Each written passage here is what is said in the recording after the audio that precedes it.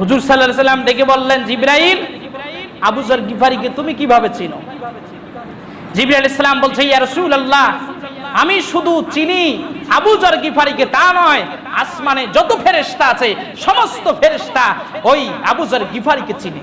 সুবহানাল্লাহ। কিভাবে চিনে? কিভাবে করে চিনে? আল্লাহর রাসূল প্রশ্ন করলেন, যারা ক্ষমতার বড়াই দেখান, টাকার বড়াই দেখান, আমলের বড়াই দেখান, একটু বিবেকের কাছে প্রশ্ন করুন। আল্লাহর রাসূল যখন প্রশ্ন করেছেন, জিবরাইল আমিন বলছে, হুজুর, আবু যর গিফারির দুইটা আমল আছে, যেই দুইটা আমল আল্লাহর কাছে খুব পছন্দ, ফেরেশতাদের কাছে খুব পছন্দ।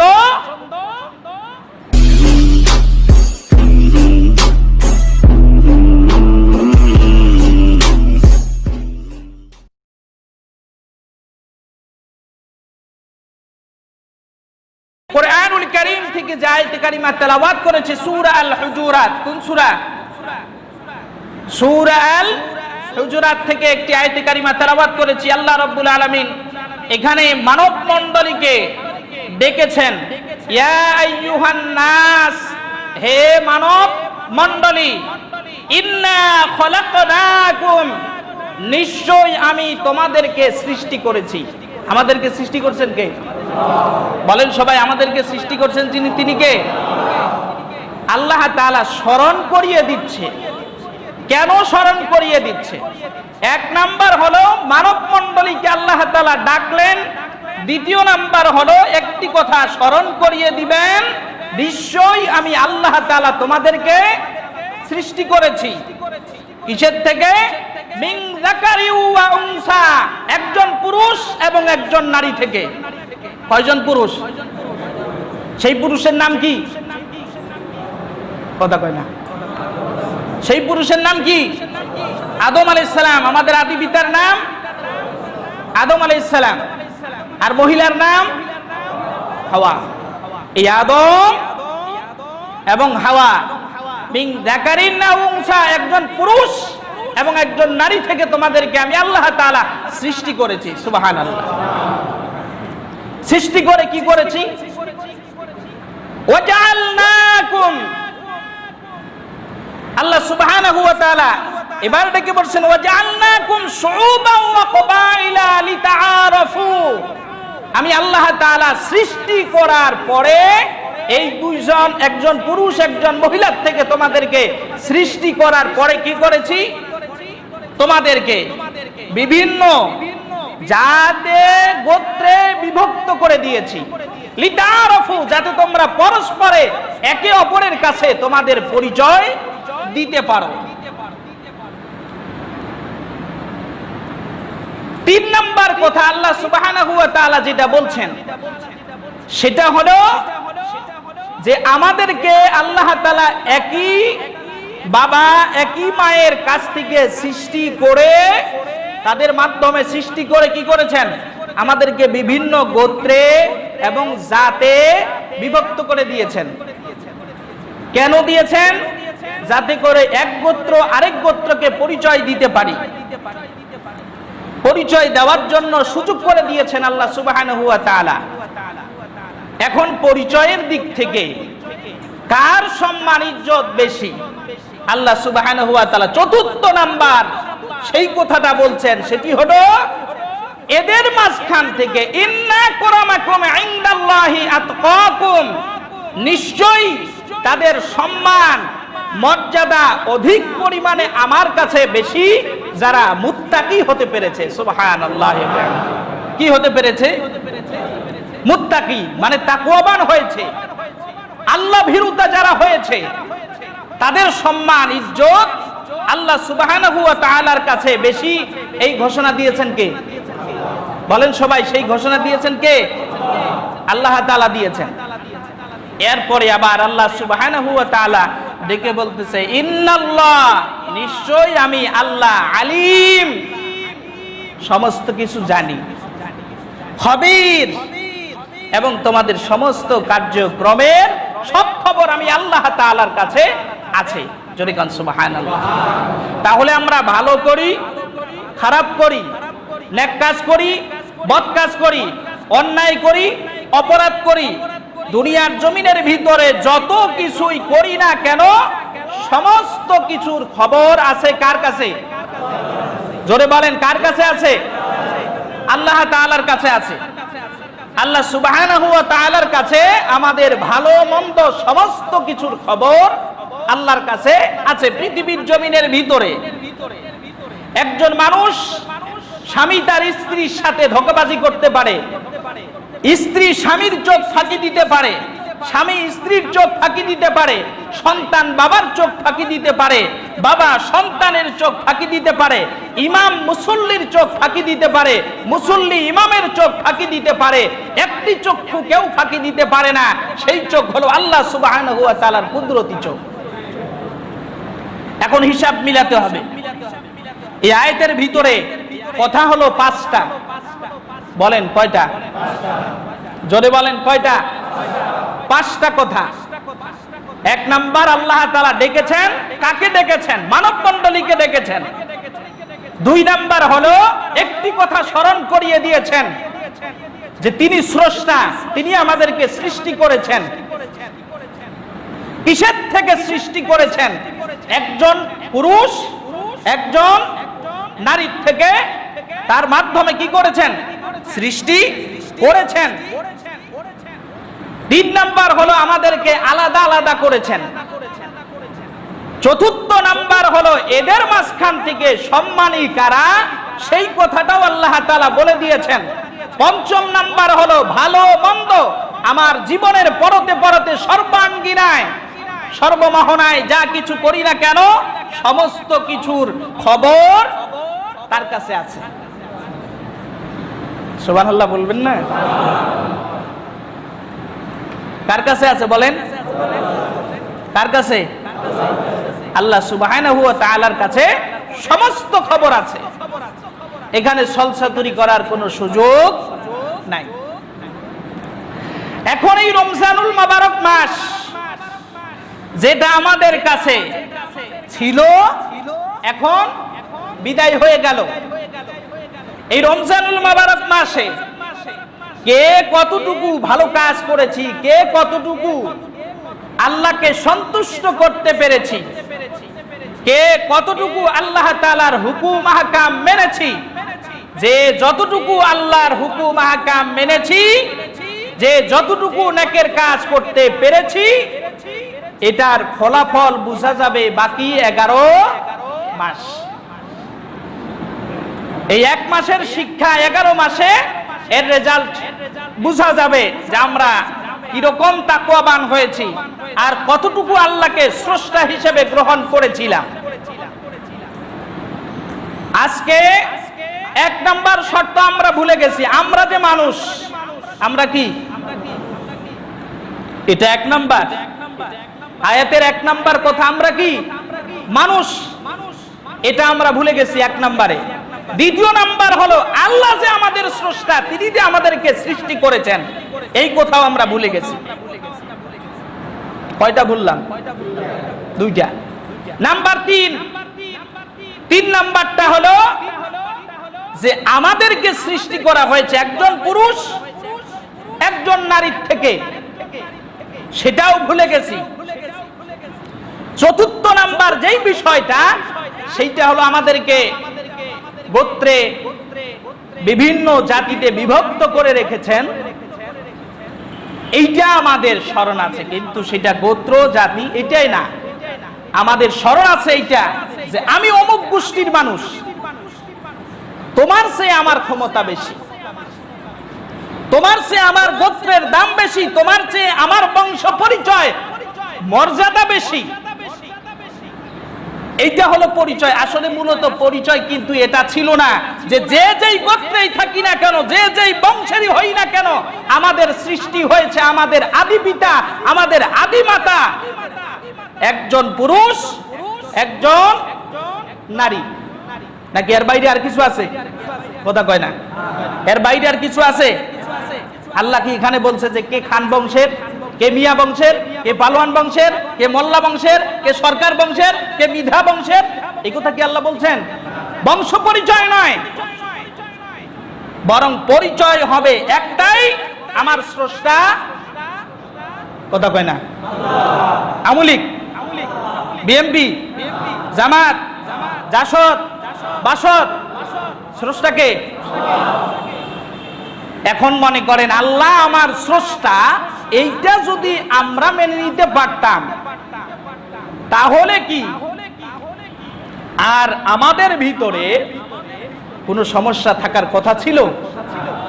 কারণ স্রষ্টা যিনি, বিধানদাতা তিনি, স্রষ্টা যিনি, সেজদা পাওয়ার মালিক তিনি,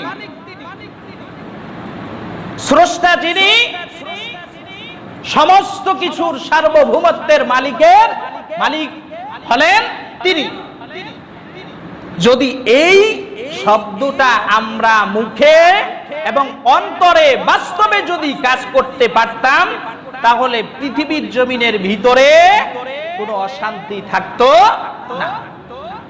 যখন আল্লাহর হুকুম আহকাম, আল্লাহর ইবাদত বন্দেগী, আল্লাহ যে আমার স্রষ্টা, আল্লাহ যে আমার বিধানদাতা, আল্লাহ যে আমার রিজিক দাতা, আল্লাহ যে আমার সমস্ত কিছুর হায়াত মৌতের মালিক, এই কথা যখন আমরা ভুলে গেছি তখন আমাদের অবস্থা হয়ে গেছে ভালো না খারাপ? কথা কয় না, কথা কয় না, ভালো না খারাপ? আজকে করোনা পরিস্থিতি, আমফান, যাই যত গজব যত কিছু আসতেছে, তার পিছনে কারণ হলো সৃষ্টি হয়ে স্রষ্টার হুকুম আহকাম ভুলিয়ে যাওয়া। সৃষ্টি হয়ে কার হুকুম ভুলে যাওয়া? কথা কয় না, কার হুকুম, কার বন্দেগী? এই আল্লাহর সমস্ত হুকুম আহকামকে ছেড়ে দেবার কারণে আজকে আমাদের এই পরিণতি হয়েছে। এখন আপনি মানুষকে দোষারোপ করেন, আর লোকেরা একথাও বলে হুজুর এত দোয়া করি, এত কিছু করি, তারপরেও আল্লাহ এই সমস্ত আযাব গজব থেকে আমাদেরকে হেফাজত করতেছে না। কারণ করবে কিভাবে? কারণ এতদিন সমস্ত কিছু আল্লাহর বিরুদ্ধে করেছি। এই হায়াতের জিন্দেগিটা 60 বছর, 70 বছর, 40 বছর, 30 বছর, 20 বছরের হায়াতের জিন্দেগিতে সব সময় আল্লাহর বিরুদ্ধে লেগেছিলাম, আল্লাহর বিরুদ্ধে অবস্থান নিয়েছিলাম, আল্লাহর বিধানের বিপক্ষেই ছিলাম, আর এখন বিপদের সময় দৌড় দিয়ে আসলাম আর আল্লাহ মাফ করে দিল। তাই কথা কয় না, তাই মাফ করে দিল। কিন্তু তাও আবার চাওয়ার সিস্টেম কি? বিপদ যখন খুব বেশি তখন আমরা মুত্তাকি, বিপদ যখন একটু কমে যায় তখন বলে আর এটা কিছু না। কথা কয় না, আর এইটা কিছু না। এইটা হলো আমাদের তাকওয়া। যদি বলি ভাই আপনি আল্লাহকে ভয় করেন, আপনি মুত্তাকি, বলবে কে বলছে আমি মুত্তাকি না? আমি কমপক্ষে সপ্তাহে একদিন হইলেও তো জুমায় যাই। যদি জুমায় নাও যাই, 2 ঈদের নামাজে কমপক্ষে সবার সামনে আমি আগে, তাহলে আমি মুত্তাকি না তো মুত্তাকি কে? এর অবস্থা হলো একজন ব্যক্তি সমুদ্র পাড়ি দিচ্ছে, এই সমুদ্র পাড়ি দিতে গিয়ে মাঝামাঝি যখন গেছে হঠাৎ করে ঝড় উঠে গেছে। ঝড় যখন উঠছে, উঠার পরে এখন বলতেছে আল্লাহ জীবনে যত পাপ করছি সব পাপের কথা স্মরণ করছি, তোমার কাছে তওবা করছি, আর জীবনে পাপ করব না। আল্লাহ তুমি ছাড়া আমার আর রক্ষাকারী নাই। তুমি যদি এখন আমাকে রক্ষা না করো, আমার স্ত্রী পুত্র পরিবার পরিজন কারোর সাথে আমার দেখা হবে না। আল্লাহ তুমি কমপক্ষে আমাকে নদীর ওপারে দাও, তারপরে দেখবা তোমার ইবাদত বন্দেগী ছাড়া আমার জীবনের বিনিময়ে আমি প্রয়োজনে আমার অর্থ সম্পদ যা আছে সব তোমার রাস্তায় দান করে দিব। আল্লাহ সুবহানাহু ওয়া তাআলা তো রহমান রহিম, দয়া করে তাকে পার করে দিয়েছে। পার হয়ে যাবার পরে এবার ওপারে গিয়ে বলতেছে যে আল্লাহ এটা কি খেলা দেখাইলা তুমি? এইভাবে কোনদিন মানুষকে বিপদে ফেলাইতে হয়? দেখছেন, আল্লাহ যা বলছিলাম এখন একটাও পারবো না। তো আমাদের অবস্থা হইল যখন বিপদ আসে তখন আল্লাহ ছাড়া আর কিছু বুঝি না। বিপদ যখন কেটে যায় তখন মনে করি যে আল্লাহ এটা কোনো ব্যাপার না। এটার নাম তাকওয়া নাকি? এটার নাম তাকওয়া। মহান আল্লাহ রাব্বুল আলামিনকে জিজ্ঞাসা করলাম, আল্লাহ তাকওয়াবান ব্যক্তি যারা তাদের পুরস্কার কি এবং তাদের বৈশিষ্ট্যটা কি তুমি কি বলে দিবা না? আরশের মালিক আল্লাহ বলেন, ইন্না আকরামাকুম ইনদাল্লাহি আতকাকুম, আমার কাছে সম্মানিত যারা তাকওয়াবান হলো তারা। আর তাকওয়াবান হবে যারা, ইয়া আইয়ুহাল লাযীনা আমানু তাকুল্লাহ ওয়া কুলু কাওলান সাদীদা। ওহে যাহারা ঈমান এনেছো এবং তাকওয়া অবলম্বন করেছো, মুত্তাকি দাবি করেছো, তারা শুনো, সর্বপ্রথম তোমাদের বৈশিষ্ট্য হলো ওয়াকুলু কাওলান সাদীদা, যখনই কথা বলবে সত্য কথা বলবে। সুবহানাল্লাহ বলতে ইচ্ছে করে নাই? কি বলবে? কার হুকুম? কথা কয় না, কার হুকুম? তাহলে মুত্তাকি হইতে হইলে সর্বপ্রথম যে কাজ করা লাগবে সেই কাজটি কি? বলে না, বলে না। কারণ মিথ্যা বলতে বলতে তো অভ্যস্ত, এই মুখ দিয়ে এখন সত্য কইতে গিয়ে বের হয়। আল্লাহ বলছেন ওয়াকুলু কাওলান সাদীদা, ওরা যখন কথা বলবে তখন কি বলবে? সত্য বলবে।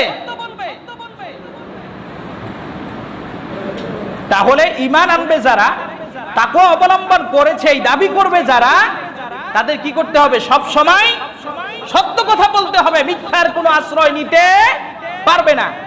আর মিথ্যার আশ্রয় নেয় তারা পৃথিবীর জমিনের নিকৃষ্ট মুনাফিক যারা। সম্মানিত দিনী ভাইয়েরা, আল্লাহ সুবহানাহু ওয়া তাআলা শর্ত দিলেন, তাহলে তাকওয়াবান সম্মানিত ব্যক্তি অধিকারে হবে যারা সত্য কথা বলবে তারা। এখন সত্য কথা বললে লাভ কি? আমরা রাসূলুল্লাহ সাল্লাল্লাহু আলাইহি সাল্লামের যুগের থেকে একটি ঘটনা যদি শুনি তাহলে ইনশাআল্লাহ আমাদের উপকারে আসবে। হুজুর সাল্লাল্লাহু আলাইহি সাল্লামের কাছে একজন পাপাচার, দুরাচার, এমন কোনো অপরাধ নাই, এমন কোনো খারাপ কাজ নাই যে সে কাজ করে নাই।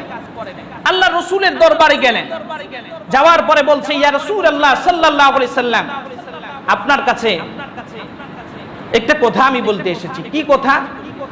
যে দুনিয়াতে এমন কোনো খারাপ কাজ নাই যেই কাজটা আমি করি নাই, আর পৃথিবীতে ভালো কাজ বলতে যা আছে আমি তা করি নাই।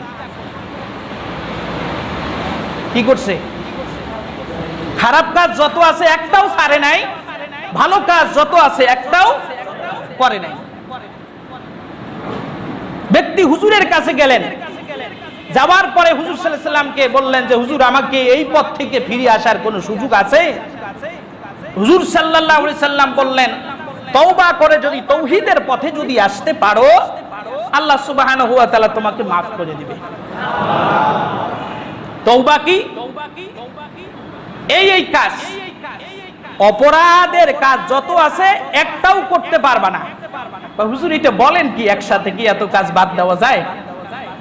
কারো যদি বৈশিষ্ট্য থাকে একসাথে চুরি করা, একসাথে জিনা করা, মদ পান করা, এক কথায় যত খারাপ কাজ আছে, যত হারাম কাজ আছে, সবকিছু যদি করার কারো অভ্যাস থাকে, তাহলে মানুষটাকে হুট করে কি সমস্ত কাজ থেকে ফিরে আসতে পারে? কথা কয় না, পারে? তো বললো, হুজুর সমস্ত কাজ বাদ দিয়ে আমাকে একটা কাজ দেন, অন্তত কিছুদিন এই কাজটা করি, তারপরে আরেকটা ছাড়বো, এটার পরে আরেকটা ছাড়বো, এইভাবে করে আস্তে আস্তে আস্তে আস্তে আমি সমস্ত পাপের কাজ ছেড়ে দিতে চাই। সুবহানাল্লাহ, কালকে বললেন কয়টা? একটা অন্তত বলেন। হুজুর সাল্লাল্লাহু আলাইহি সাল্লাম বললেন, তাহলে যদি সেটাই করতে চাও তাহলে তুমি শুনো, একটি তোমাকে নির্দেশ দেওয়া হলো, তোমাকে ওয়াদা দিতে হবে যে আর জীবনে কোনোদিন তুমি মিথ্যা কথা বলবে না। কি বলবে না? কি বলবে না? জীবনে কোনোদিন মিথ্যা কথা বলবে না। এই ব্যক্তি মনে করছে যে মিথ্যা কথা বলবে না, এটা সাধারণ একটা শর্ত, এটা কোনো ব্যাপার না। হুজুর সাল্লাল্লাহু আলাইহি ওয়াসাল্লামের হাতে হাত রেখে বলতেছি, ইয়া রাসূলুল্লাহ আপনি সাক্ষী থাকেন, আল্লাহ সাক্ষী, আল্লাহকে সাক্ষী রেখে বলছি আর জীবনে কোনোদিন মিথ্যা বলবো না। কি করব না? আর জীবনে কোনোদিন মিথ্যা কথা বলবো না। হুজুর সাল্লাল্লাহু আলাইহি ওয়াসাল্লাম খুশি হয়ে গেলেন। ব্যক্তিটি চলে গেল বাড়িতে। তার রুটিন অনুযায়ী বাড়িতে যাওয়ার পরেই মদের নেশা উঠে গেছে। মদের বোতল খুলে গ্লাসে ঢেলেছে, এই মদ পান করবে। যখনই কাছে নিচ্ছে তখনই মনে হয়ে গেছে যে আরে এখন যদি মদ পান করি আর এই খবর যদি কাজীর কাছে যায়, হাকিমের কাছে যদি এই সংবাদ যায়, তাহলে আমাকে যখন জিজ্ঞাসা করবে তুই কি মদ পান করেছিস, আমি তো মিথ্যা বলতে পারবো না, কারণ হুজুরের কাছে আল্লাহকে সাক্ষী রেখে আমি ওয়াদা দিয়ে আসছি। না, মিথ্যা যেহেতু বলতে পারবো না, আবার এটা খেয়েছি, মুখে যদি সত্য কথা বলি তাহলে 40টা বেতের আঘাত সহ্য করতে হবে, আমি পারবো না। আমার পক্ষে 40টা বেতের আঘাত সহ্য করার এই শক্তি আমার নাই। এর চেয়ে বরং মিথ্যাও বলবো না, আবার মদও খাবো না। মদের বোতলটা আছাড় মেরে ঘরের ভিতরে যত ছিল সমস্ত মদের বোতল বের করে আছাড় মেরে ভেঙ্গে চুরমার করে ফেলে দিল।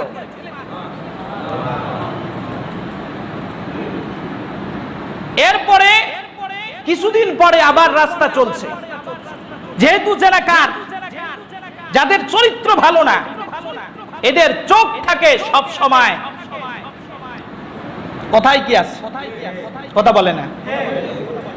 তো চরিত্রহীন এই ব্যক্তিটি ছিল, যার কারণে হাঁটতেছে, হাঁটতে হাঁটতে এমন সুন্দর একজন রূপবতী মেয়ে তার নজরে পড়েছে।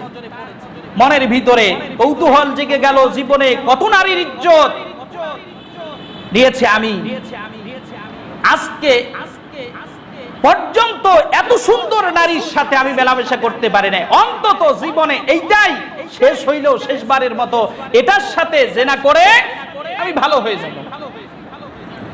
এই সিদ্ধান্ত নিল। দেওয়ার পরে মেয়ের দিকে আস্তে আস্তে করে এগিয়ে গেল। হঠাৎ করে মনে হলো যে ওর সাথে যদি আমি জেনা করি তাহলে আল্লাহর কোরআনের ঘোষণা হলো আয-যানিয়াতু ওয়াজ-যানি ফাজলিদু কুল্লা ওয়াহিদিম মিনহুমা মিয়াতা জালদা। জেনাকারী পুরুষ অথবা জেনাকারিনী নারী যদি সাক্ষ্য প্রমাণে প্রমাণিত হয় 100 বেতের আঘাত করতে হবে। এখন ব্যক্তি চিন্তা করলো যে এটা আল্লাহর বিধান, আর আমি যদি তার সাথে জেনা করি আর এ যদি হাকিমের কাছে গিয়ে মামলা দায়ের করে, এই মামলা দায়ের করার পরে আমাকে যখন ডাকবে তখন আমি তো মিথ্যা বলতে পারবো না যে আমি জেনা করি নাই, কারণ আমি তো আল্লাহর রাসূলের হাতে আল্লাহকে সাক্ষী রেখে বলেছি জীবনে আর কোনোদিন মিথ্যা কথা বলবো না। এই সিদ্ধান্ত নিয়েছি। তাহলে 100 বেতের আঘাত, এই দোরার আঘাত সহ্য করার শক্তিও আমার নাই, আবার মিথ্যাও বলতে পারবো না, এর চেয়ে আমি ওর সাথে জিনা করব না।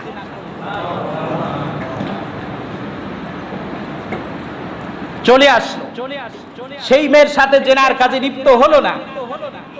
এরপরে ফিরে আসার পরে গেছে মসজিদের ভিতরে। কোথায়? কথা কয় না, মসজিদের ভিতরে। মসজিদে জামাত হয়ে গেছে, নামাজ শেষে একজন মুসাফির স্বর্ণ মুদ্রা একটি থলির ভিতরে ভরা, সেই থলি মাথার নিচে দিয়ে শুয়ে ঘুমিয়ে পড়েছে। ঘুমের কারণে সেই থলির থেকে মাথাটি সরে অনেক অন্য জায়গায় গিয়েছে। সেই থলির ভিতরে স্বর্ণ মুদ্রাগুলি দেখা যাচ্ছে। এবার চিন্তা করলো, যাক, জীবনে যাই করছি না করছি, উন্নতি কিছু করতে পারি নাই, এইবার সুযোগ, এই স্বর্ণ মুদ্রাগুলি যদি আমি নিতে পারি তাহলে জীবনে আর কোনোদিন কষ্ট করা লাগবে না, টাকা পয়সার টেনশন করতে হবে না, সারা জীবন বসে খেতে পারবো। এই সিদ্ধান্ত নিয়ে থলির কাছে হাত বাড়াইছে। বাড়াতে গিয়ে মনে হলো, আরে যেই হাত দিয়ে এই থলির স্বর্ণ মুদ্রা চুরি করব, আল্লাহ তো হুকুম জারি করেছে, ওয়াসারিকু ওয়াসারিকাতু ফাকতাউ আইদিয়াহুমা জাযাম বিমা কাসাবা নাকালাম মিনাল্লাহ। জোরে করে আল্লাহু আকবার। চিন্তা করলো, যেই হাত দিয়ে থলির দিকে হাত বাড়াচ্ছেন, যদি সাক্ষ্য প্রমাণে প্রমাণিত হয়ে যায় আমি চোর, আর আমাকে যদি ডাকা হয়, আমাকে যদি জিজ্ঞাসা করা হয় যে তুমি কি চুরি করেছো, কারণ আমি তো রাসূলুল্লাহর হাতে হাত রেখে আল্লাহকে সাক্ষী রেখে বলেছি মিথ্যা কথা বলবো না। তো মিথ্যা কথা যেহেতু বলতে পারবো না, সত্য কথা বললে আবার হাত কথা কয় না, হাত আর থাকবে, হাত কেটে দেওয়া হবে। এর চেয়ে বরং হাতের জায়গায় হাত থাক, মুখটাও পবিত্র থাক, আমি তার স্বর্ণ মুদ্রা ধরবো না। এইভাবে করে তার জীবনে চলতে চলতে যত অপরাধ আসছে, শুধু একটি চিন্তা, মিথ্যা বলতে পারবো না, সত্য কথা ছাড়বো না। এই সিদ্ধান্ত নেওয়ার পরে যখন মিথ্যা ছেড়ে দিয়েছে, এখন বলেন তার দ্বারাই কি আর কোনো অপরাধ হওয়া সম্ভব? কথা কয় না, সম্ভব? অসম্ভব হয়ে দাঁড়িয়ে পড়লো। কিছুদিন পরে রাসূলুল্লাহর সাথে সাক্ষাৎ করলো। আল্লাহর রাসূল সাল্লাল্লাহু আলাইহি সাল্লাম তাকে জিজ্ঞাসা করলো, সেদিন থেকে শুরু করে এ পর্যন্ত কি তুমি কোনো মিথ্যার আশ্রয় নিয়েছো? বলছে, ইয়া রাসূলুল্লাহ সাল্লাল্লাহু আলাইহি সাল্লাম, আসমানের নিচে জমিনের উপরে, শুধু তাই নয়, সমস্ত কায়নাতের ভিতরে আপনার চেয়ে শ্রেষ্ঠ মানব যেহেতু নাই, সৃষ্টির শ্রেষ্ঠ হইলেন আপনি, আর আপনার স্রষ্টাকে সাক্ষী রেখে যেহেতু আমি আপনার সাথে প্রতিশ্রুতিবদ্ধ হয়েছি যে মিথ্যা বলবো না, সেই মুহূর্ত থেকে এই মুহূর্ত পর্যন্ত একটি মিথ্যা কথাও আমি বলি নাই। আল্লাহর রাসূল সাল্লাল্লাহু আলাইহি সাল্লাম বললেন, যদি তুমি একটি মিথ্যা কথাও না বলে থাকো, তাহলে তোমার পূর্বের ইতিহাস হলো জীবনে কোনোদিন ভালো কাজ করো নাই, খারাপ কাজ ছাড়ো নাই। সেদিন থেকে শুরু করে আজও পর্যন্ত যদি সত্য কথার উপরে অটুট থাকো, তাহলে তোমার কি বিপরীত হয়েছে কিনা? ভালো কাজ ছাড়ো নাই আর খারাপ কাজ করো নাই। ব্যক্তি বলছি, ইয়া রাসূলুল্লাহ সাল্লাল্লাহু আলাইহি সাল্লাম, যখনই খারাপ কাজের কাছে গিয়েছি তখনই আমার মনে হয়েছে যে না, আমি মিথ্যার আশ্রয় নিতে পারবো না, তখন আমি খারাপ কাজ থেকে বিরত থেকেছি। ভালো কাজ যখনই আমার সামনে আসছে তখনই আমি করেছি। আল্লাহর রাসূল সাল্লাল্লাহু আলাইহি সাল্লাম বলল, মৃত্যু পর্যন্ত যদি একটি কথার উপরে তুমি অটুট থাকতে পারো, এটাই তোমাকে জান্নাতুল ফিরদাউসের মেহমান বানিয়ে দিবে।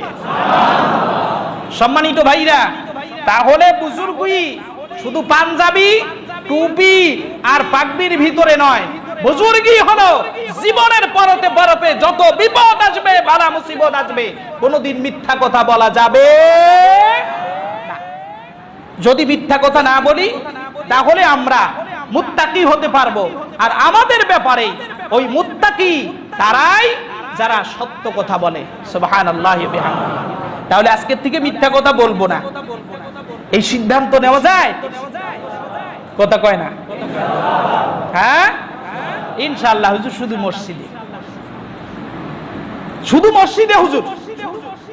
মিথ্যা কথা না বললে আমার দোকানদারি হবে না, মিথ্যা কথা না বললে আমার ব্যবসা চলবে না, মিথ্যা কথা না বললে আমার স্বামী স্ত্রী আমরা দুইজনে ঘরের ভিতরে বসত করতে পারি না। স্বামী স্ত্রীর কাছে মিথ্যা কথা বলে, স্ত্রী স্বামীর কাছে মিথ্যা কথা বলে, সন্তান বাবার সাথে মিথ্যা কথা বলে, বাবা সন্তানের সাথে মিথ্যা কথা বলে। কথা বলেন ঠিক কিনা? যদি সত্য কথা, এই একটা কথা যদি আমরা মানতে পারতাম, তাহলে সমাজের থেকে শুরু করে, ঘরের থেকে শুরু করে সমাজ, সমাজ থেকে শুরু করে রাষ্ট্র পর্যন্ত কোথাও অশান্তির আগুন জ্বলতো না। তাহলে জ্বলতেছে কেন? জ্বলতেছে কেন বলেন? মিথ্যা কথা ছাড়তে পারতেছি না, ছাড়ার চেষ্টাও করতেছি না, ছাড়ার চেষ্টাও করতেছি না। যারা দোকানদার বলে, হুজুর এই কাপড়টা দেখতেছেন, এটা 200 টাকা গজ কিনা। আবার যারা কাপড় বিক্রি করেন, আপনারা মনে করেন না যে হুজুর আমাদেরকেই ধরছে। আমি উদাহরণস্বরূপ বলতেছি, 200 টাকা যদি গজ কিনা হয়, তাহলে ন্যূনতম তার পিছনে প্রতি গজে 2 টাকা হইলেও 3 টাকা হইলেও খরচ, তাহলে 203 টাকা তার কিনা পড়ে যায়। এখন দোকান ভাড়া আছে, তারপরে কর্মচারী যারা আছে তাদের বেতন আছে, আবার নিজের সংসার আছে, প্রতি গজে আরো 60 টাকা ধরেন। কয় টাকা হইল? 210 টাকা কিনা পড়লো। বললো হুজুর আপনাকে সম্মান করি, আপনাকে ভালোবাসি, আপনার কাছে রাগ করব না। 210 টাকা পড়ে গেছে, 200 টাকা কিনা, 210 টাকা পড়ছে, কিন্তু হুজুর আপনি 180 টাকা গজ দেন। কথা বুঝেন নাই? কথা বুঝেন নাই? 180 টাকা দিলে ভাই আপনার তো লস হবে। হুজুর আপনার ব্যাপার, এটা কোনো সমস্যা নেই। কথা কয় না? তার মানে কি 210 টাকা না 110 টাকা কিনা আপনার গজপতি 70 টাকা লাভ করছে। আপনি আর আমি তো খুশি। এই যে মিথ্যার আশ্রয়, আপনার কয় টাকা কিনা সেইটা বলার দরকার নাই। এই টাকা হইলে আমি বিক্রি করব, না হইলে করব না। এই জিনিস আমি ব্যবসা করছি, এইটার পণ্য, এই টাকা মূল্য, এইটা হইলে আমি বেচবো, না হইলে আমি বিক্রি করব না। কথা বুঝেন নাই? মিথ্যার আশ্রয় ব্যবসার ক্ষেত্রে আমরা নিব না। স্বামী চলে গেছে ঈদের রাত্রে, জুয়ার আসরে বসে গেছে, জুয়ার আসর থেকে রাত 1টায় বাড়িতে ফিরলো। স্ত্রী বলে কোথায় গিয়েছিলে? আজকে একটা ঈদের দিন, ছেলে সন্তান লকডাউনের ভিতরে, তুমি থাকবা ঘরে। আরে এক দোস্ত ফোন দিয়েছে, ওখানে যেতে বাধ্য হলাম। তো সেখানে গিয়েছো, এত রাত পর্যন্ত তোমাকে থাকতে হবে। আরে আসতেই দিবে না, জোর করে আসলাম। কথা বুঝেন নাই? আসতেই দিবে না, জোর করে আসলাম। আসলেই কোথায় গিয়েছিল? দোস্ত ডাকছে, এটাও ঠিক, কিন্তু দোস্তের বাড়িতে নয়। গিয়েছিল কোথায়? জুয়ার আড্ডায়, মদের আড্ডায় গিয়েছিল। এই যে স্ত্রীর সাথে মিথ্যা কথা হলো, স্ত্রীর সাথে মিথ্যা তহমত কথা বলার পরে স্বামী স্ত্রীর ভিতরে আর রহমত থাকলো না। এই স্বামী স্ত্রীর ভিতরে যখন রহমত নাই, মন খারাপ। কারণ এই যে সকাল থেকে নিয়ে শুরু করে রাত 1টা পর্যন্ত এই যে রাগ আর ক্ষোভ বলতেও পারে না। কারণ মদ, জুয়া, এগুলার সাথে যেই স্বামীরা যুক্ত থাকে, ওদের স্ত্রীগুলা মনে হয় যে দাসীর চেয়েও বেশি কষ্টে থাকে। কথা বলেন না কেন? কারণ কিছু বলতে পারে না, কারণ হাত তো সব সময় চলে তাসের ভিতরে। স্ত্রী কিছু বললে তখন উঠে লাঠি। এখন মাজলুম মেয়েটা আর কিছু বলতে পারে না, ওর মনে কিন্তু জানা হয়ে গেছে যে গেছে কোথায়। এইভাবে থাকলো, মেয়েটার খবর আপনি নিলেন না। সারাদিন সেই মেয়েটা খাইলো কি খাইলো না? মেয়েটা ঠিকই আপনার জন্য টেনশন করেছিল, রাত 1টা পর্যন্ত আপনার অপেক্ষায় ছিল। আসলেন, আসার পরে যখন আপনারা খাইতে বলল, তখন আপনি ভাবলেন আরে খাইছি। বললো যে না একটু খেয়ে নাও। খাওয়ার সিস্টেম দেখে কিন্তু পুরোপুরি বুঝে ফেলছে। খাওয়ার আপনার সিস্টেম দেখে বুঝতে পারছে যে এইটা যে ওই যে সকালে খেয়ে গেছে, এর ভিতরে আর এর খাওয়ার সুযোগ হয় নাই। ছিল কোথায়? বুঝতে বাকি আছে? স্ত্রীর বুঝতে বাকি নাই, কিন্তু বলার কোনো কায়দা নাই। বললেই খবর খারাপ। এই খারাপ মন মানসিকতা নিয়ে স্ত্রীটা শুয়ে পড়লো, চোখের পানি ফেলে বালিশটা ভিজাইলো। হঠাৎ করে আপনার মনে চাইলো আনন্দ উৎসব এর দিন, স্ত্রীর সাথে আপনি মিথ্যা কথা বলে ধোঁকাবাজি করে ওই স্ত্রীর সাথে মিলিত হলেন। আপনার যেটা সন্তান হবে সেইটা আব্দুল কাদের জেলানি হবে না, ওইটা বরং পৃথিবীর জমিনে সবচেয়ে চিটিং হবে। যদি মিথ্যা না বলতেন, স্ত্রী আর স্বামীর ভিতরে সুন্দর ভালোবাসা আরেকটা বন্ধন থাকতো। এই ভালোবাসার ভিতরে যদি একটি সন্তান পৃথিবীতে আসতো, সেটা নির্ঘাত আল্লাহর ওলি হয়ে যেত। তাহলে আমাদের পরবর্তী প্রজন্ম আসছে যারা, তারা ভালো হচ্ছে না খারাপ হচ্ছে? কেন খারাপ হচ্ছে? এটার জন্য দায়ী কে? বাবা আর মা, দুইজনে দায়ী। মিথ্যার আশ্রয় ছাড়তে হবে। মিথ্যার আশ্রয় কোনো মুমিন নিতে পারে না। এই মিথ্যাই আমাদেরকে পারে জীবনের পরিবর্তন ঘটাতে, সমাজের পরিবর্তন ঘটাতে, রাষ্ট্রের পরিবর্তন ঘটাতে।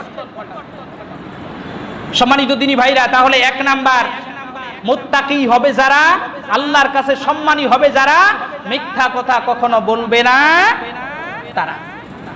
তাহলে আমরা কি সেই মুত্তাকি হতে চাই? মুত্তাকি হইতে হলে মিথ্যা কথা বলবো না সত্য কথা? মিথ্যার আশ্রয় নিব নাকি সত্যের আশ্রয়?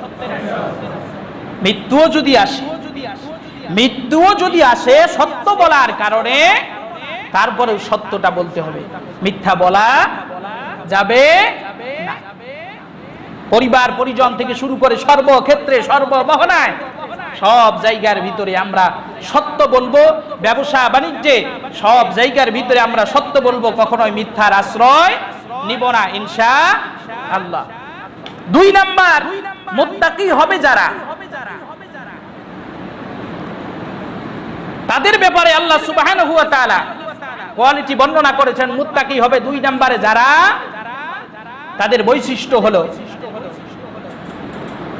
অন্যের সাথে কথা বলতে গিয়ে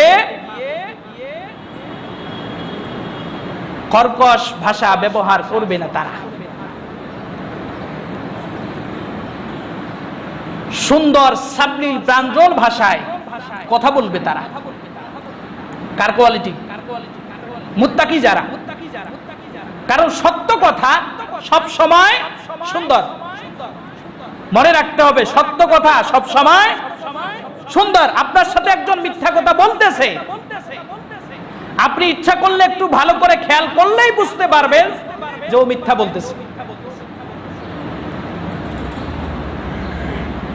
আর সত্য কথার ভিতরে যে মাধুর্যতা থাকে, সত্য কথার ভিতরে যে বিনয়তা থাকে, মিথ্যা কথা এটা থাকে না। কারণ চিন্তা হলো, মিথ্যা কথার আশ্রয় তো মানুষ তখনই নেয় যখন কোনো বিপদ থেকে বাঁচতে চায়। কথা কয় না? কোনো বিপদ থেকে যখন মানুষ বাঁচতে চায় তখনই মিথ্যার আশ্রয় নেয়। কোনো মানুষকে যখন ধোঁকা দিতে চায় তখনই মানুষ মিথ্যার আশ্রয় নেয়। এই জন্য মিথ্যা কথা বলা যাবে না। 2 নাম্বার, কর্কশ ভাষা, এই কর্কশ ভাষা ব্যবহার করা যাবে না। তাহলে মুমিনরা একজন আরেকজনের সাথে যখন কথা বলবে, মুমিনরা যখন কাফেরের সাথে, মুশরিকের সাথেও কথা বলবে, তখন কর্কশ ভাষা ব্যবহার করবে না। কিন্তু আমাদের দুঃখজনক হলো সত্য কথা, আমাদের অবস্থা হলো এখন উল্টা। আমাদের অবস্থা এখন উল্টা। আমরা এক মুসলমান আরেক মুসলমানদেরকে শুধরাইতে চাইলেও কর্কশ ভাষা ব্যবহার করি। কমলতা, নম্রতা ভাষা আমাদের ভিতরে নাই। অথচ রাসূলুল্লাহ সাল্লাল্লাহু আলাইহি সাল্লামের কাছে কত জেনাকার, কত চোর, কত বাটপার, কত চিটিং এরা আসছে। রাসূলুল্লাহ সাল্লাল্লাহু আলাইহি সাল্লাম কাউকে ধমক দিয়ে, কর্কশ ভাষা ব্যবহার করে কাউকে তার জায়গা থেকে সরিয়ে দেয় নাই। সুবহানাল্লাহ বলতে ইচ্ছে করে নাই। 3 নাম্বার হলো, মুত্তাকি হবে যারা, অন্যের প্রতি শ্রদ্ধাশীল হবে তারা। সুবহানাল্লাহ বলতে ইচ্ছে করে নাই। অন্যের প্রতি কি হবে? শ্রদ্ধাশীল হবে মুত্তাকি যারা। আর মুত্তাকি ছাড়া যারা, ওদের কোনোই নাই। জায়গায় একজন সম্মানী মানুষকে বেইজ্জতি করবে, কোনো বাদবে না। কিন্তু মুত্তাকির বৈশিষ্ট্য হলো 3 নাম্বার, সম্মানী ব্যক্তিদেরকে পর্যাপ্ত পরিমাণে সম্মান সেটা তো দিবেই। যদি তার অধীনস্থ হয়, তার যে নিম্ন শ্রেণীর ব্যক্তিও যদি হয়, লিতাআরাফু, পরিচয় দিতে দ্বিধাবোধ করবে। নিয়ে বসা, এমন সময় একজন ইহুদির লাশ আসতেছে। হুজুর সাল্লাল্লাহু আলাইহি সাল্লাম সাহাবায়ে কেরাম সহ দাঁড়িয়ে গেছে। কি হইছে? কথা বুঝেন নাই? স্বয়ং আসমানের নিচে, জমিনের উপরে যার চেয়ে সম্মানী ব্যক্তি নাই, তিনি একজন ইহুদির লাশ দেখে দাঁড়িয়ে গেছে। মুসলমানেরও লাশ নয়, শ্রদ্ধাবোধ। মুত্তাকি হইতে হলে এই শ্রদ্ধাবোধ আপনার ভিতরে থাকতে হবে। অহংকার করতে পারবেন না। বংশীয় পরিচয়ের অহংকার, টাকার অহংকার, বাড়ির অহংকার, ক্ষমতার অহংকার, কোন অহংকার আপনার থাকতে পারে না। আর যদি থাকে বুঝতে হবে আপনি মুত্তাকির কোয়ালিটিতে পড়েন নাই। বিবেকের কাছে প্রশ্ন করে দেখুন তো আমাদের হায়াতের জিন্দেগিটা যে কাটছে, আমরা কি পরস্পরে যখন কথা বলি, দেখা হয়, আমরা কি সম্মান সূচক শব্দ ব্যবহার করি নাকি ঠাট্টা করে উড়িয়ে দেই? চতুর্থ নাম্বার, আমি মোটামুটি মুত্তাকির কোয়ালিটি 40টা বের করেছি। এতগুলো বলা আজকে সম্ভব হবে না, তবে সামাজিক সব সময় যেটা আমাদের প্রয়োজন সেই মূল কথাগুলি বলছি। যদি আপনার আমার এই অবস্থা হয়, পরস্পরে যদি সম্মান দেওয়ার অভ্যাস যদি হয়ে যায়, তাহলে বলেন, স্ত্রী যদি স্বামীকে সম্মান করে, স্বামী যদি স্ত্রীকে সম্মান করে, সন্তান যদি বাবাকে সম্মান করে, বাবা যদি সন্তান হিসেবে যতটুকু সম্মান প্রাপ্য ততটুকু যদি আদায় করে, ওই ঘরের ভিতরে কি অশান্তি থাকবে? কথা বললেন না তো? অশান্তি থাকবে? থাকবে না। ওখানে শান্তি অবশ্যই আসবে। চতুর্থ নাম্বার কোয়ালিটি হলো, মুত্তাকি হবে যারা, রাস্তায় চলার সময় বিনয়ী হয়ে চলবে। তারা কি হয়ে চলবে? বিনয়ী হয়ে চলবে। আল্লাহর রাসূল সাল্লাল্লাহু আলাইহি সাল্লাম দাঁড়ানো, ইবনে মাজাহ শরীফের 6925 নম্বর হাদিসে এসেছে, আল্লাহর রাসূল স্বয়ং বসা, জিবরাইল আমিন আসছে। এমন সময় জিবরাইল আমিন আর আল্লাহর রাসূল সাল্লাল্লাহু আলাইহি সাল্লাম কথা বলছেন।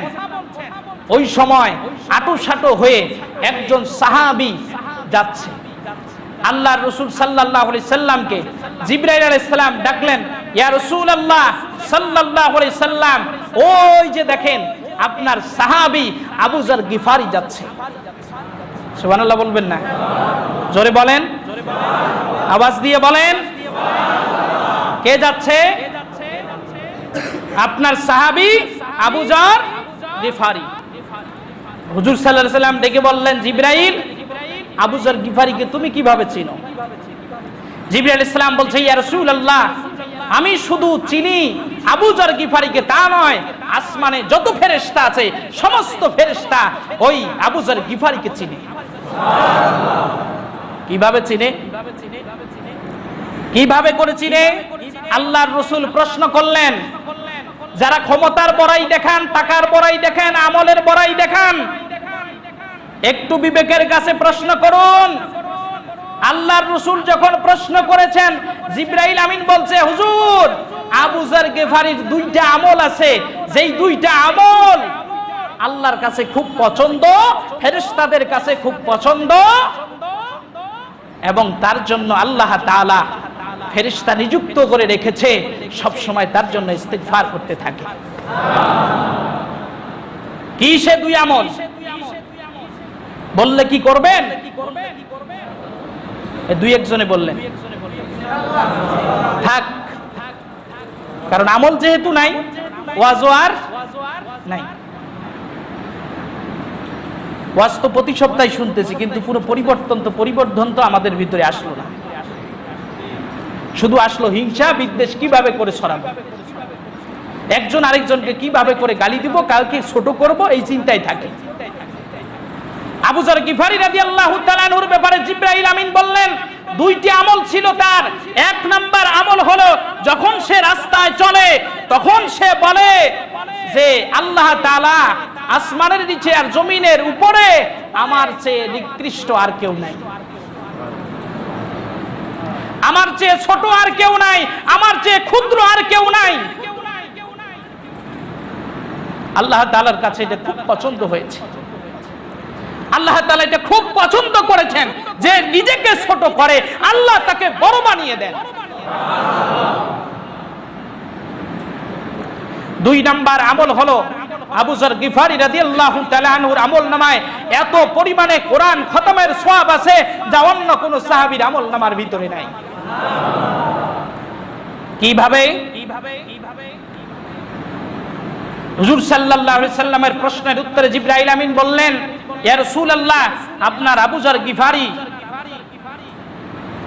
সব সময় সূরা ইখলাসের তেলাওয়াত করতে থাকে। কোন সূরার তেলাওয়াত? কোন সূরার তেলাওয়াত? সূরা ইখলাসের তেলাওয়াত এত অধিক পরিমাণে আপনার সাহাবী আবু যর গিফারি করেন, যা অন্য কোন সাহাবীর আমলনামার ভিতরে নাই। যার কারণে আল্লাহ তাআলার কাছে এই দুইটি জিনিস এত পছন্দ হয়েছে, আমাদেরকে সমস্ত আসমানের ফেরেশতাদেরকে নিয়ে আল্লাহ তাআলা বৈঠক করে আবু যর গিফারির প্রশংসা করেছে। জোরে করে আল্লাহু আকবার। আপনার আমার প্রশংসা আল্লাহ তাআলা করবেন যদি বিনয়ী হতে পারি। ওয়া ইবাদুর রহমান, রহমানের গোলাম হবে যারা, বিনয়ী হবে তারা, অহংকারী হবে না, দাম্ভিক্যপূর্ণ জীবন যাপন করবে না। মুত্তাকি হতে হলে 4 নাম্বার কোয়ালিটি আমাদেরকে অর্জন করতে হবে, বিনয়ী হতে হবে। বিনয়ী হওয়ার মানে এটা নয় যে রাস্তায় চলবো নিচের দিকে দিয়ে মাথা ঝুঁকাচ্ছি আর চলছি, এইটাই বিনয়িতা প্রকাশ নয়। বিনয়িতা প্রকাশ হবে তখন অন্যায় হবে যেখানে, প্রতিবাদ হবে সেখানে, ভালো কাজ যেখানে, আমি আছি সেখানে। মনে থাকবে ইনশাআল্লাহ, মনে থাকবে ইনশাআল্লাহ। কয় নাম্বার কোয়ালিটি বললাম? 4 নাম্বার। 1 নাম্বার মিথ্যা, মিথ্যা কথা বলবো না, সত্য ছাড়বো। 2 নাম্বার কর্কশ ভাষায় কথা বলবো না। 3 নাম্বার সম্মান শ্রদ্ধাবোধ রাখবো। 4 নাম্বার বিনয়ী হয়ে চলবো ইনশাআল্লাহ। ওয়া আখিরু দাওয়ানা আলহামদুলিল্লাহি রাব্বিল আলামিন। সুন্নাত পড়ুন ইনশাআল্লাহ।